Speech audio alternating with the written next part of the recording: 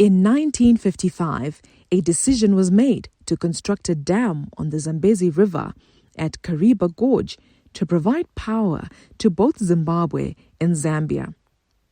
Despite facing numerous challenges, including unprecedented floods, the dam was completed 3 years later, leading to the formation of Lake Kariba. In 1956, engineers started to mine a vast cavern that would house a power station about 174 meters below the ground, and by 1959, the first generator was commissioned.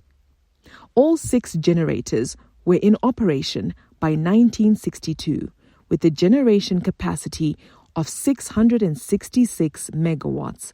The station was uprated to 125 megawatts per unit, making the total installed capacity 750 megawatts. In 2014, the Zimbabwe Power Company embarked on a project to extend the existing plant by adding 2 more units with a total generation capacity of 300 megawatts. The project was successfully completed and commissioned in March 2018, thereby making Kariba South Power Station the biggest power generation plant in Zimbabwe, with a total generation capacity of 1,050 megawatts. Electricity generation at Lake Kariba recently took a downturn after water levels decreased due to drought during the 2023 to 2024 season. Engineer Nyandoro, the general manager for the Kariba South Power Station, says the project will go a long way in alleviating the power shortages in the country.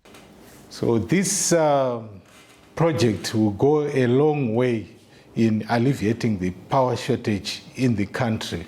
There is a water shortage at the Kariba Dam complex because of low inflows into the reservoir. This has been caused by the devastating effect of the El Nino, but the power plant still contributes a lot in terms of peaking power, because what happens is normally the thermal power plant at Hwange carries the base load, and during peak periods in the morning and also in the evening, that's where we up our generation to cater for the peaking power. Hesinia Marwa, the Zimbabwe Power Company Operations Manager, explains the processes. The Kariba South extension came with two by 150 megawatts units, which is what you see here. So as we speak here, number 7 is generating, and is generating at 118 megawatts, and number 8 is on standstill. We are conserving water. Owing to the El Nino phenomenon, we have got a limited amount of water that we have usable.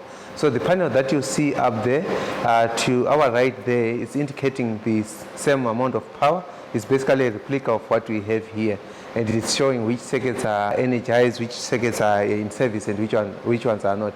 From the control room where we were, our processes starts here. This is our intakes.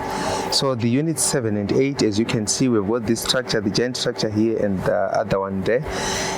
These are the water intakes where the process begins.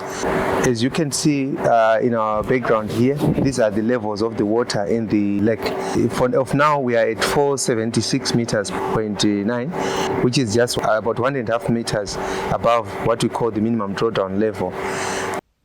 Expansion of Kariba South, Unit 7 and 8, also benefited the facility through the establishment of a training center.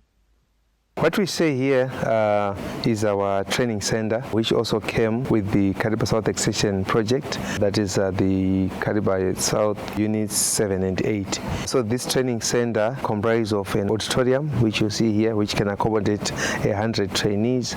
We also have got a library where we store the documents for the project and also for the rest of the station.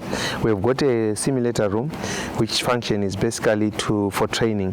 When we train our operators, we train them in an environment which is not, which simulates or which depicts what they will see in the plant.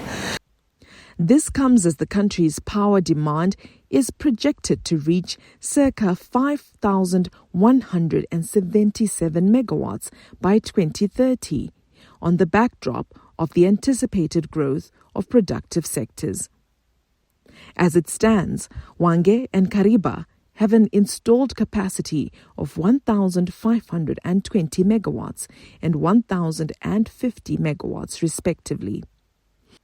The ZPC operations engineer Natasha Mukucha says apart from improvements at the power station, almost 60 houses were constructed, thereby easing accommodation challenges.